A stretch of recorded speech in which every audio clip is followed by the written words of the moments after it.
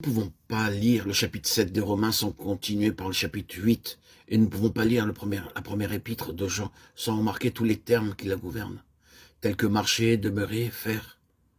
Il nous faut avant tout situer ce chapitre. À quelle partie de l'histoire ou de l'expérience humaine appartient-il? Est-ce l'expérience d'un homme qui ne connaîtrait pas une œuvre intérieure du Saint-Esprit, ou bien est-ce celle d'un homme qui a été régénéré spirituellement? Nous croyons qu'il est question de ce dernier. Il y a plusieurs raisons pour arriver à cette conclusion.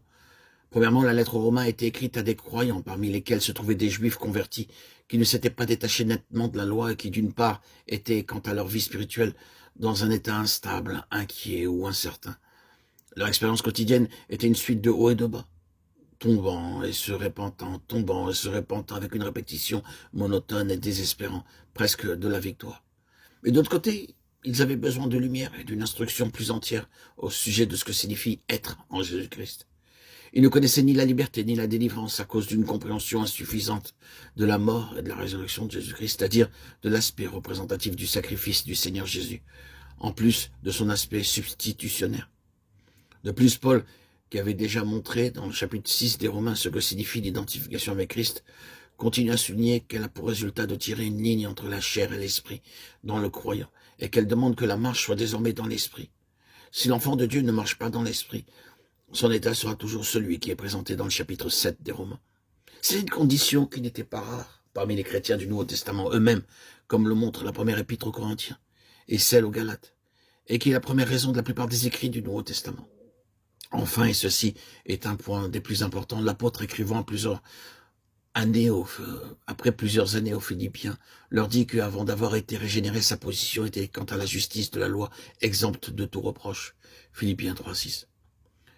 Il se voit dans Romains 7 et dit là que la loi était trop sévère pour lui. Elle le frappait, elle le tuait. Il ne pouvait l'observer.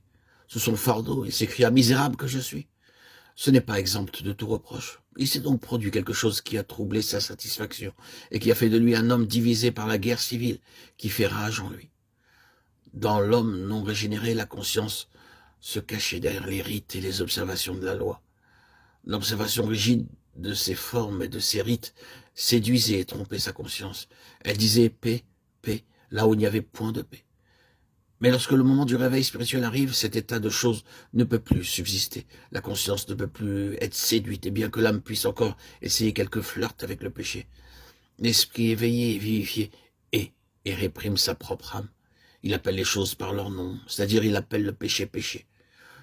Au lieu de traiter la loi des cérémonies comme une compensation à la morale, il comprend que cette dernière est la chose essentielle et que l'obéissance vaut mieux que les sacrifices et l'observation de sa parole vaut mieux que la graisse des béliers. 1 Samuel 17, 22.